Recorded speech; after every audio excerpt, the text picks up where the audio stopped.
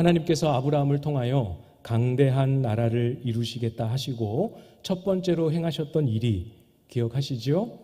죄로 가득했던 소돔 땅을 심판하시는 일이었습니다. 심판하신 후에 이제 강대한 나라를 이루기 위하여 하나님이 정하신 크게 두 번째 일을 오늘 시행하게 되죠. 오늘 본문의 내용입니다. 드디어 사라를 통하여 그 가정에 아들을 출산하게 해주시죠. 1절 말씀을 보시면 여호와께서 말씀하신 대로 사라를 돌보셨고 여호와께서 말씀하신 대로 사라에게 행하셨으므로. 1절 이 한 절 안에 두 번이나 반복하여 말씀하셨습니다. 이렇게 표현하고 계신다라는 것은 아주 의도적으로 강조하기를 원하신 거죠. 절대로 잊지 말라 우리에게 반복하여 말씀하십니다. 무엇을 말씀하시고 계십니까? 우리 하나님은 말씀하신 것을 반드시 이루시는 분이십니다. 그 하나님의 입에서 나온 말씀이라고 한다면, 하나님이 말씀하신 것만 확실하다면 그것이 아무리 불가능한 일이어도, 그것이 이루어지기까지 아무리 많은 시간, 아무리 많은 노력이 필요한 일이라 할지라도 반드시 이루십니다. 오늘 본문에 구체적으로 하나님이 말씀하신 대로 이루실 때 무엇을 하셨는지, 무엇을 하셨다고 기록하셨는지 조금 더 자세히 보십시오. 두 번 반복하는데 상반절에서는 사라를 돌보셨다 이렇게 말씀합니다. 사라를 돌보셨다. 하나님이 말씀하신 대로 사라에게 행하셨다 할 때 우리가 제일 먼저 그리고 가장 많이 떠올리는 것은 무엇입니까? 이 아이를 낳을 수 없는 불가능한 가운데 있는 사라에게 기적적으로 역사하셔서 아들을 출산하게 하셨다 하는 이 기적을, 이 사건을 제일 많이 떠올리죠. 아마 대부분은 사실 이 사건만을 떠올리게 됩니다. 그러나 여러분, 물론 그것도 하나님이 행하신 일이 맞지만 오늘 본문은 힘주어서 말씀하고 계십니다. 하나님께서 말씀하신 대로 사라에게 행하신 일은 기적적으로 불가능한 태에 아들을 주신 것만이 아니다 말씀하고 계십니다. 말씀하신 것을 이루시기 위하여 우리 하나님은 아브라함을 불러내신 창세기 12장 그 순간부터 지금까지 한 번도 놓치지 않고 잊어버리지 않고 아브라함과 사라를 돌보셨습니다. 돌보셨다 말씀하십니다. 그리고 시간이 이만큼 지난 이 때에 아들을 낳은 것으로 기뻐할 이 때에 지난 모든 시간들을 돌아보며 하나님이 돌보셨음을 기억하기를, 이 사건을, 이 본문을 접하는 저와 여러분 모두 지금까지 하나님이 한 번도 놓치지 않고 사라를 돌보셨음을 알기 원하셨어요. 그래서 힘주어 강조하여 말씀하고 계시죠. 우리 같이 창세기 이렇게 쭉 살펴보시면서 하나님이 사라를 이렇게 돌보셨나, 이렇게 큰 감동을 받으신 기억들, 사건들이 떠오르십니까? 잘 안 떠오르죠. 무엇을 하셨길래 사라를 돌보셨다 말씀하시는가? 우리는 주목하지 않고 지나치고 오기 쉽지만 하나님은 많은 순간, 아니 모든 순간을 붙드시고 돌보셨습니다. 한 사례로 제일 가까이에 있는 20장 사건, 바로 앞장이죠. 20장 사건만 한번 보겠습니다. 20장에 보면 아브라함이 또 한 번 크게 넘어지는 사건이 기록되어 있습니다. 20장 우리 앞에 있으니까 20장으로 가셔서 2절 말씀을 우리 같이 한번 읽어보도록 하겠습니다. 창세기 20장 2절입니다. 시작. 그의 아내 사라를 자기 누이라 하였으므로 그랄 왕 아비멜렉이 사람을 보내어 사라를 데려갔더니. 이거 어디서 봤다 싶은 기억이 좀 나십니까? 아브라함이 자기 아내 사라를 누이라고, 여동생이라고 말합니다. 어디서 봤죠? 네, 맞아요. 창세기 12장입니다. 조금 차이가 있다면 창세기 12장에서는 애굽왕 바로 앞에서 했고, 지금 창세기 20장은 그랄 왕 아비멜렉 앞에서 한 말입니다. 아내라고 얘기하면 나를 죽이고 이 사라를 빼앗아 갈까봐 죽음이 두려워서 아내를 누이라 말합니다. 한번 실패했었어요. 그리고 그게 아니구나 하는 것을 깨달았습니다. 한번 실패를 경험하여 쓴 그런 경험을 하면서 배웠으면 알 법도 할 텐데, 이제는 극복했을 법도 할 텐데 왜 또 그랬을까? 왜 또 그랬을까요? 안타깝게도 뭔가 그때는 없었던 다른 특별한 이유가 더 생기지 않았습니다. 똑같아요. 여러분, 사실 이게 아브라함이 뭐가 부족하다 그런 부분도 있지만 이것이 저와 여러분을 포함한 우리 모두의 인생이 가지는 본질적인 약함이고 현실입니다. 우리 모두가 가지고 있는 한계예요. 하나님 앞에 순종하고 하나님을 신뢰하며 가려고 하다가 알지만 넘어집니다. 실패합니다. 그렇게 하면 안 되는 거구나. 믿음으로 간다라는 건 이렇게 하는 거구나를 실패를 통해서 배워도 깨달아도 극복이 되는 경우도 있지만, 실패를 반복해도 또 넘어지고 또 넘어질 수 있는 것이 우리 아닙니까? 경험해 보셨잖아요. 그것이 우리의, 알아도 안 되는 것이 우리의 현실이지요. 그래서 우리의 눈을 들지 않습니까? 누구에게로? 우리의 유일하고 완전하신 소망 되신 예수 그리스도를 붙들 수밖에 없는 것이지요. 중요한 사실을 다시 한번 환기하며 주목해 보십시오. 아브라함의 좀처럼 극복되지 아니하는 이 약함 때문에, 아브라함이 가지는 이 한계 때문에 어떤 위험이 처해 있습니까? 어떤 위험이죠? 하나님이 아브라함과 사라에게 주신 약속이 깨어질 위기에 처하게 됩니다. 약속이 사라질 위험에 노출이 됩니다. 무슨 뜻입니까? 그랄 왕 아비멜렉이 누이라고 한 말을 들었잖아요. 괜찮겠구나. 그러면 내가 사라를 아내로 취하겠다 하고 데려가서 진짜로 아내로 취해버리면, 그러면 어떤 일이 벌어집니까? 하나님이 분명히 이 앞에 사라를 통하여 낳을 아들이 이 약속을, 언약을 이어받게 할 것이다 라고 말씀하셨는데, 그러면 그 아들을 통하여 약속하신 강대한 나라를 이루시는 하나님의 약속은 어떻게 됩니까? 그렇죠. 하나님의 약속이 사라질 위기입니다. 아브라함의 그 약함 때문에, 그 실수 때문에, 우리의 믿음 없음과 우리의 자주자주 일어나는 어리석음 때문에 얼마나 많은 순간에 신실하고도 능력이신 약속의 말씀이 무산될 위기를 만나는지 모릅니다. 하나님이 사라를 처음부터 그러하셨던 것처럼 돌보지 않으셨으면 약속은 없어집니다. 사라집니다.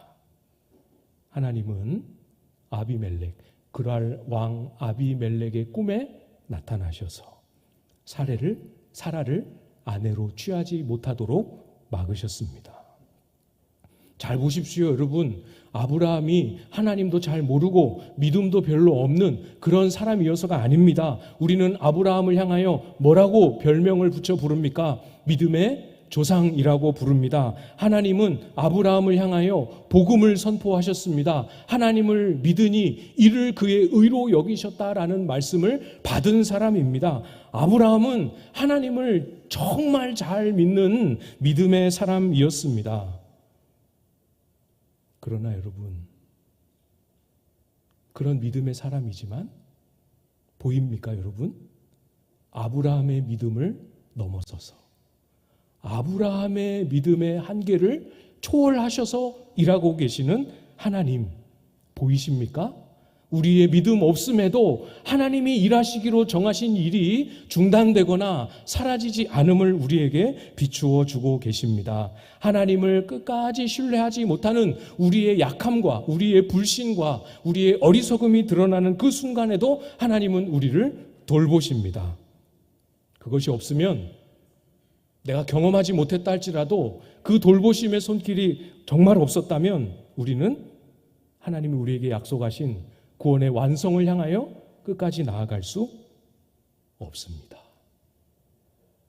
돌보셨기 때문에, 지금도 돌보고 계시기 때문에, 앞으로도 그 약속하신 것을 그리스도의 날까지 이루시기 위하여 돌보실 것이기 때문에 우리의 약함과 우리의 한계와 우리의 믿을 구석 없는 모습에도 불구하고 담대하고 확신 있게 주님의 하실 일을 선포할 수 있는 것이지요.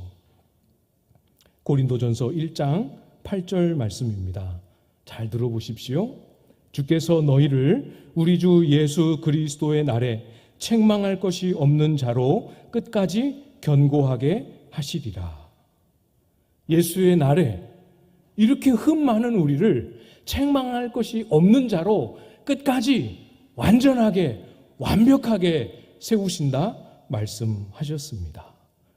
어떻게 이것이 이루어질 거라고 우리가 믿을 수 있겠습니까? 우리에게는 그럴 만한 근거가 없습니다. 그러나 포기하지 아니하시고 우리 스스로의 모습에 절망하여 우리 스스로도 무너지도록 내버려 두지 아니하시고 말씀하신 문자 그대로 책망할 것이 없이 온 천하에 내놓아도 누가 봐도 하나님의 아들, 하나님의 딸이라 일컬음 받기에 조금도 손색이 없는 모습으로 끝까지 견고하게 저와 여러분을 세우실 이는 말씀하신 것을 이루시는 신실하신 우리 하나님 아버지이십니다. 잘 넘어진다고 낙심하지 마십시오. 내가 믿음이 부족하다고 안 될 것이라 여기지 마십시오. 1절 하반절에 똑같은 말씀을 다시 하는 것처럼 반복하시지요. 여호와께서 말씀하신 대로 사라에게 행하셨으므로 말씀하신 대로 행하셨습니다. 앞에 돌보셨다라는 것은 과거예요. 쉽게 표현하면 과거입니다. 그러나 지금 행하셨으므로는 아직 안 끝난 시제예요. 지금도 행하고 계십니다. 어떤 행함을 행하셨는지 2절에 이어서 말씀하셨죠. 사라가 임신하고 하나님이 말씀하신 시기가 되어 노년의 아브라함에게 아들을 낳으니 아들을 낳을 것이라 약속만 하신 게 아니라 그 시기를 말씀하셨습니다. 그 시기가 되었을 때 정말 아이를 출산하게 하셨습니다. 여러분, 말씀하신 대로 아이를 갖게 하시고 말씀하신 때가 되어 아들을 낳게 하셨습니다. 한 번만 말씀하시고 알아서 하라가 아니고 때마다 시마다 말씀하시고 확증하시고 말씀하시고 일으키시고 말씀하시고 성취하시는 하나님을 보여주고 계십니다. 창세기 12장에 하란에서 아브라함 가족을 불러내실 때 그때 딱 말씀하시고 끝난 게 아니었잖아요. 우리는 보아서 알고 있죠? 믿음이 흔들릴 때에도 말씀하셨습니다. 무엇으로 알리일까 확증이 필요하다 엎드릴 때에도 말씀으로 찾아오셨습니다. 약속하신 때가 가까워 올 때에도 하나님 임재하여서 말씀해 주셨습니다. 약속하신 일을 이루시는 순간에도 하나님은 찾아오셔서 말씀하셨습니다. 계속해서 우리에게 그 목소리를 들려주심으로 우리의 삶이 흐트러지지 않도록 붙들고 이끌고 계시지요. 사랑하는 성도 여러분, 계속 매일매일의 삶에 귀를 기울여 우리 하나님의 음성을 듣고 계십니까? 한 번 하나님의 말씀을 깊이 체험하는 그런 사건을 경험했다고 다 되는 게 아닙니다. 주일날 이렇게 와서 예배당에서 말씀 잘 듣고 은혜 받는 것 너무 귀하지만 주일날 예배 시간에 말씀 들었다고 해서 그것으로 충분하고 다 되었다 말할 수 없습니다. 아브라함의 여정을 통해서 우리는 확인하고 있지 않습니까? 얼마나 자주 흔들립니까? 얼마나 자주 넘어지게 됩니까? 그래서 하나님은 계속 찾아오시고 계속 말씀하시고 우리의 귓전에 그 음성이 떨어지지 않도록 쉴 새 없이 우리에게 들려주십니다. 계속해서 들으십시오. 우리의 귀를 주님께 고정하십시오. 들어야 살아갈 힘이 납니다. 들어야 기도할 마음도 얻게 되지요. 다윗이 딱 그 고백을 하지 않았습니까? 사무엘하 7장 27절 말씀을 읽어드리겠습니다. 만군의 여호와 이스라엘의 하나님이여 주의 종의 귀를 여시고 이르시기를 내가 너를 위하여 집을 세우리라 하셨으므로 주의 종이 이 기도로 주께 간구할 마음이 생겼나이다. 너무 사랑하는 다윗의 고백입니다. 귀를 여시고 말씀하시는 이 집을 세우리라 말씀하시는 주님의 말씀을 들음으로 기도할 마음을, 간구할 마음을 얻었다 고백합니다. 들으십시오. 들려달라 간구하십시오. 듣고 또 들어야 살 수 있습니다. 시간이 참 빠르지요. 5월입니다. 벌써 2026년에. 와, 5월이라는 숫자를 의식하는 순간 두려움이 싹 밀려올 만큼 빠릅니다. 우리가 2026년도를 시작할 때 학개서 말씀을 묵상하면서 올해표 같이 나누고 시작하지 않았습니까? 예루살렘에 무너진 성전을 다시 세우도록 하기 위하여 하나님은 정하신 때에 바벨론의 포로로 살고 있는 유다 백성들을 부르시고 예루살렘으로 기적과 같이 귀환하게 하셨습니다. 돌아왔습니다. 쉽지 않지요. 시련을 만납니다. 반대와 박해를 만납니다. 그러니까 이 유다 백성들이 어떻게 그 상황들을 해석합니까? 아직 하나님의 때가 아니구나 이렇게 결론을 냈고 성전 짓는 일을 본인들이 귀환한 이 사명을 중단하고 잊어버립니다. 하나님의 집 짓는 사명을 잊어버리고 내 집 짓는 일 귀환했으니 70년 만에 돌아왔으니 내가 살던 집 다 없어졌지요. 내 집 짓는 일에만 몰두하게 되었습니다. 주님이 주신 사명, 주님이 주신 부르심, 주님 나라와 교회를 위하여 섬기라고 주신 은사와 물질과 시간, 이 모든 것 주를 위하여 쓰라고 주셨는데 나를 위하여 쓰고 생업을 위하여 쓰고 먹고 사는 것을 위하여 쓰고 내 가족, 내 자식을 위하여만 쓰는 그런 우리를 다시 부르시고 그런 우리를 주를 위하여 살도록 무엇이 우리를 일으킬 수 있겠습니까? 그때 봤죠? 여호와의 말씀이었습니다. 학개서 2장 4절 말씀을 제가 읽어드리겠습니다. 잘 마음으로 귀담아 듣고 마음으로 받으십시오. 그러나 여호와가 이르노라 스룹바벨아 스스로 굳세게 할지어다. 여호사악의 아들 제사장 여호수아야 스스로 굳세게 할지어다. 여호와의 말이니라. 이 땅 모든 백성아 스스로 굳세게 하여 일할지어다. 내가 너희와 함께 하노라. 만군의 여호와의 말이니라. 아멘. 내가 모르는 말씀이 아니어도 알고 있는 구절, 알고 있는 내용이라 할지라도 주님이 나에게 친히 오셔서 예배 중에, 기도 중에, 묵상 중에 친히 오셔서 그 말씀을 내 심령에 닿게 하여 주실 때 굳세어야 한다는 것 알지만 안 되었던 그 백성들을 굳세어라, 스스로 굳세게 하라 하는 그 말씀을 들을 때에 백성들이 힘을 얻고 일어나게 되는 것이죠. 여호와의 말씀이 다시 우리에게 임하고 여호와의 말씀이 수시로 날마다 우리에게 임하여서 하나님을 바라보고 믿음으로 걸어가는 우리의 발걸음을 굳세게 하여 주시기를 소망하며 간구합니다. 여호와의 말씀이 여기 계신 모든 분들 한 분 한 분의 심령에 가서 다 일어나게 하시고 우리를 움직이게 하시고 순종하게 하시기를 소망하며 간구합니다. 그래서 이스라엘 백성들, 유다 공동체는 일어서게 되죠. 다시 성전을 건축하기 시작합니다.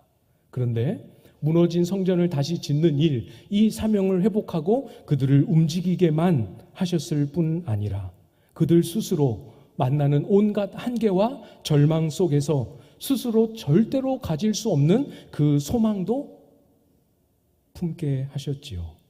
학개 2장 9절 말씀입니다. 이 성전의 나중 영광이 이전 영광보다 크리라. 만군의 여호와의 말이니라. 내가 이곳에 평강을 주리라. 만군의 여호와의 말이니라. 유다 백성들의 열정도, 유다 백성들의 진취적 기상도, 그들의 비전도, 그들의 꿈도 아니었습니다. 이전 영광보다 더 크리라 하신 이 말씀은 하나님이 그들 속에 주신 하나님의 약속이었지요. 소망하십시오. 이제까지 여러분이 한 번도 보지 못했고 한 번도 겪어보지 못했던 하나님의 행하심을 소망하며 기대하십시오. 우리 5월 공동체 기도 제목이 하나님께서 우리에게 가까이 하여 주옵소서, 이렇게 여러분 기도하고 계시지요? 우리에게 말씀을 들려주심으로 우리를 찾아오시고 우리를 가까이 하시는 그 은혜가 여러분의 삶에, 우리의 공동체 전체 가운데 임할 수 있기를 소망합니다. 유일한 소망이 주님의 목소리인 줄 알고 주님을 목말라 하십시오. 찾고 기다리십시오. 하늘의 양식으로 저와 여러분을 먹여주실 것입니다. 오늘 본문의 흐름으로 다시 돌아와서 하나님은 말씀대로 아들을 낳게 하셨을 뿐만 아니라 그 걸음걸음을 주님의 말씀으로 채워주고 계시죠. 3절 말씀 여러분이 한번 읽어주시겠습니다. 3절입니다. 시작.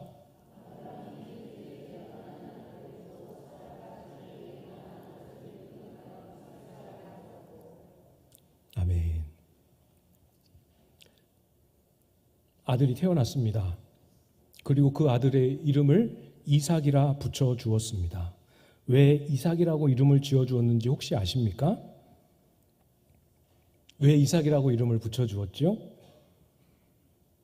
하나님이 아브라함에게 찾아오셔서 사라의 몸에서 날 아들이 너의 후사가 될 것이다, 이렇게 약속하셨을 때 명령하신 거예요.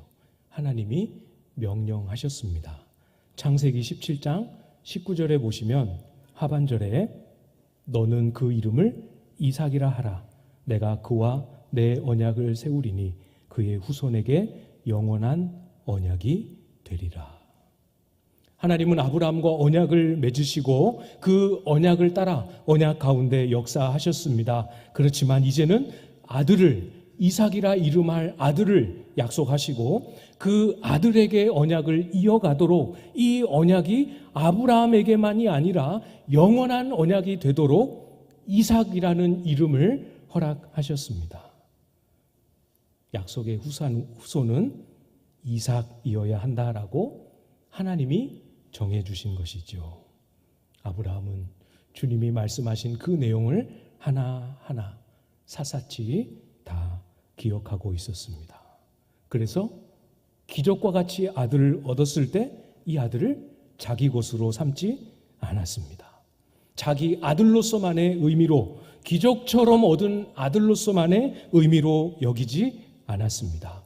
이 아들을 향하여 주님이 말씀하신 대로 이삭이라 이름을 짓고 이삭이라 이름을 불렀다라는 것은 명령에 그대로 순종했다, 그런 의미도 있지만 이 아들이 하나님이 나에게 주신 언약이 내 언약이 아니라 영원한 언약이 될 것임을 증표하는 믿음도 그 안에 담겨 있는 것이지요. 사랑하는 여러분, 우리는 이미 많은 세월 우리의 인생의 내용을 만들고 지나왔습니다. 이 거대한 이미 만들어져 버린 물줄기를 하루아침에 한 번에 다 바꾸어 놓을 수는 없지요. 그런 의미로는 우리의 인생이 더 이상 새로워지기 힘듭니다. 시간을 거스를 수도, 우리의 세월, 우리의 경험 거스를 수 없지요. 그러나 여러분, 우리의 인생을 새롭게 만드실 하나님의 일하심이 그 손에 예비되어 있습니다. 어떻게요? 어떻게 새로워집니까? 주의 종의 귀를 여셔서 하나님의 말씀을 듣게 하실 때, 그때 우리는 달라집니다. 안 하던 순종을 해서 달라지는 것도 있지만 우리의 인생의 걸음의 의미를 새롭게 만들어 주시는 거지요.